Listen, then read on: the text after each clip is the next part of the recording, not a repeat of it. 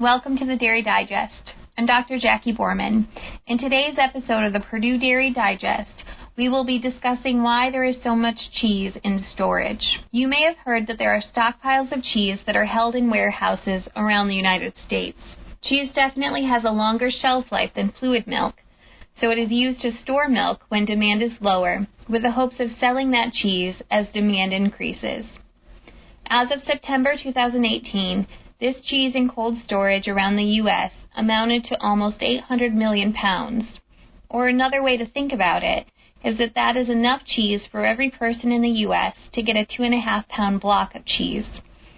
While 800 million pounds of cheese is not the highest this stockpile has ever reached, it is high for fall.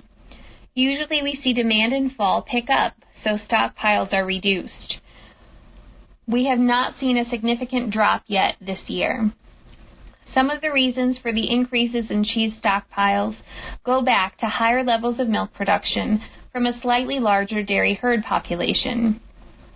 Typically, when we see a reduction in the dairy herd, it results to an increase in milk price, and the opposite is also true. If we increase the dairy herd, a drop in milk price usually follows.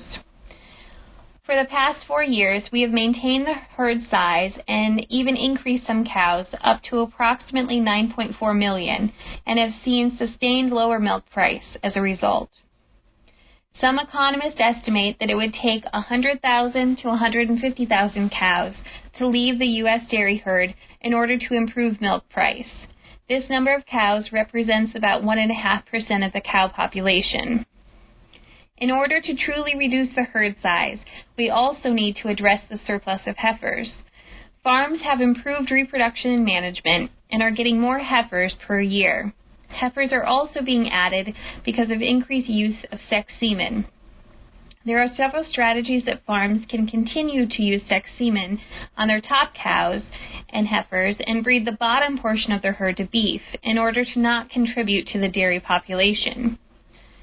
We have talked about tariffs before, and hopefully they come off and help with milk price. People involved in dairy marketing have worked hard to open up new export markets, but there is an oversupply of milk not only in the U.S. but also worldwide. The European Union has increased supply significantly since going off of quota a couple of years ago, and New Zealand continues to be an exporter of a vast majority of their milk. Another challenge we have in the U.S. now is the strength of the U.S. dollar. This makes us less competitive with milk from other countries with weaker currency. So as a result of oversupply both domestically and internationally, a strong U.S. dollar, and good management on farms with too many cows, we now have stockpiles of over 800 million pounds of cheese in warehouses around the U.S.